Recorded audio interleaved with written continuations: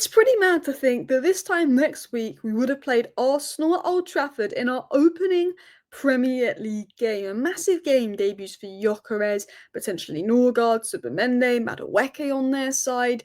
For our side, it'll be the official the official Cunha and Mbumo debut, and maybe even a debut for Benjamin Sesko. But we all know, while that attack is great, we need a midfield because Subamende and Declan Rice are good midfielders. And Carlos Baleba to Manchester United is getting hot. It's advancing. Baleba dropping the bombshell. Baleba wants to move. What is the latest on Carlos Baleba to Manchester United? As it's starting to feel a little bit real. Jadon Sancho exits stepping up. Hojlund now looking like he's going to leave. If Hojlund leaves, if Jadon Sancho leaves, we get off the wage bill. Garnacho leaves, Anthony leaves. All of a sudden, we have the funds to pay up for Carlos Baleba. So, hello, and welcome back to Alice Talks Football, and welcome back to your 10-minute Manchester United news, transfer news, and update roundup. Well, we're going to round up all the latest Manchester United news in 10 minutes for you guys, starting with Carlos Baleba. But Marcus Rashford actually did make his official debut today for Barcelona, and you might be saying, Alice, why are you bringing up Marcus Rashford? Well, he's on loan with an option to buy, remember that option, and he did get an assist, and other than missing an opportunity, he did look good. So hopefully he continues to do well at Barcelona, and then they pay us 26 million at the end of the season as well in terms of finances. But let's start by talking about Carlos Baleba.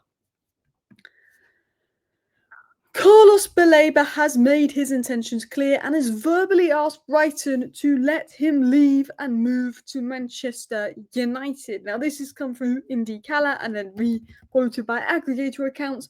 But Carlos Baleba dropping the bombshell to Brighton. We discussed a little bit of this earlier, talks of personal terms being agreed or being discussed. Carlos Baleba has said, let me leave, let me go to Manchester United. And for me, that is a significant development. But what is the other news stories coming out on Carlos Baleba? I'm going to cover the older ones now, and then I'm going to get into what's just dropped on Baleba. But Anil said earlier as well that Manchester United are ready to push hard to sign Baleba this summer.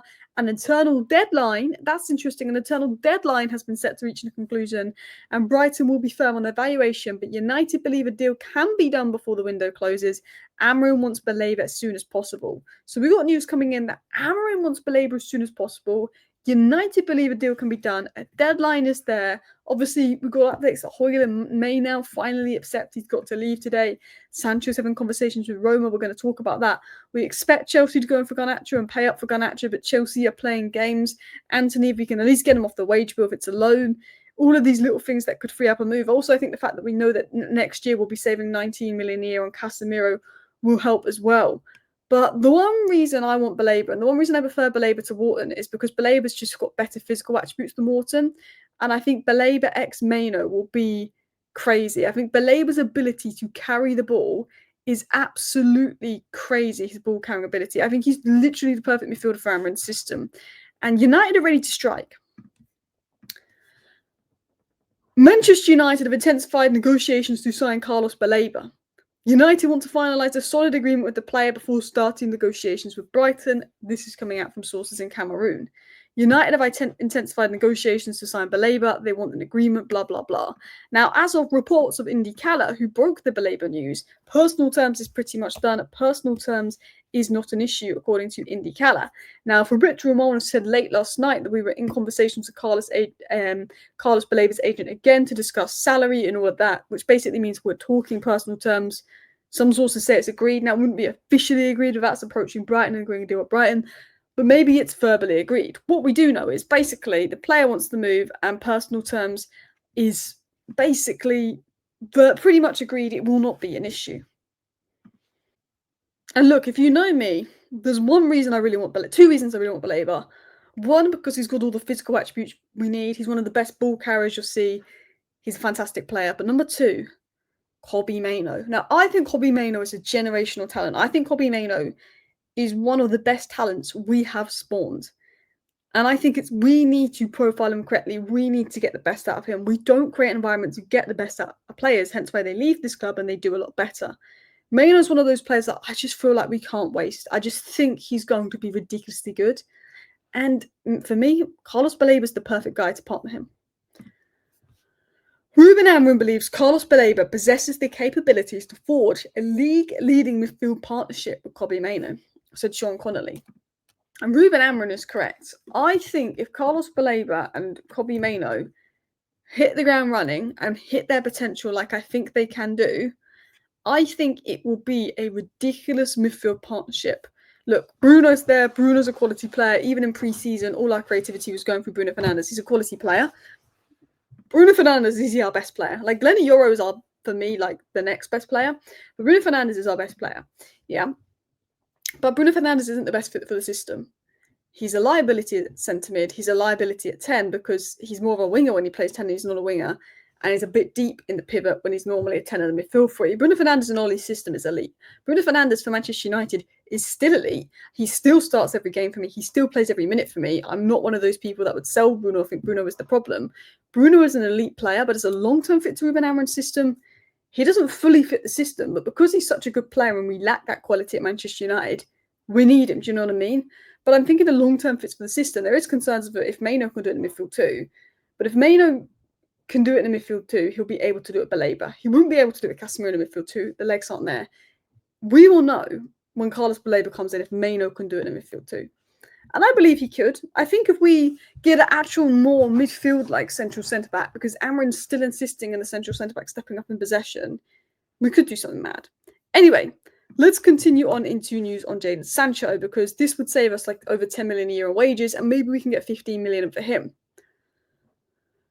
Roma have inquired about the costs and pressed further in the evening with Manchester United's intermediaries regarding Sancho. So far, Sancho has rejected everything up until today while waiting for Juventus, which has continued to stall.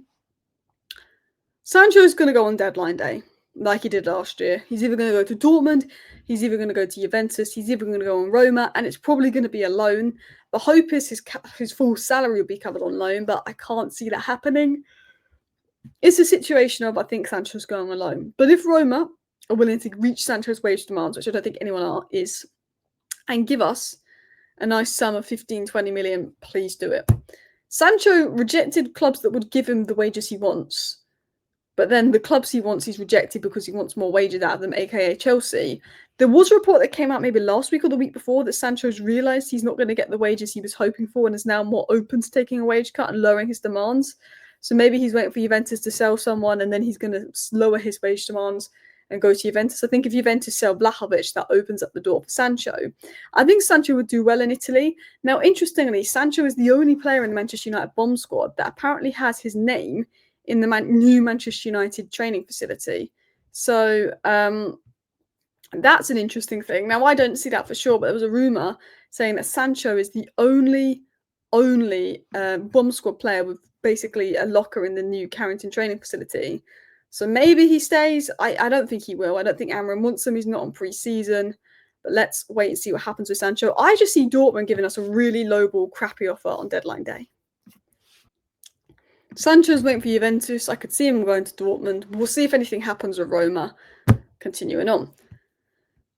Manchester United has not yet decided between signing a young low-cost goalkeeper, Sen Lemans, or spending more money on an experienced goalkeeper, Donnarumma, because they're the two we've been linked to. It will deeply depend on the future of the club's keepers.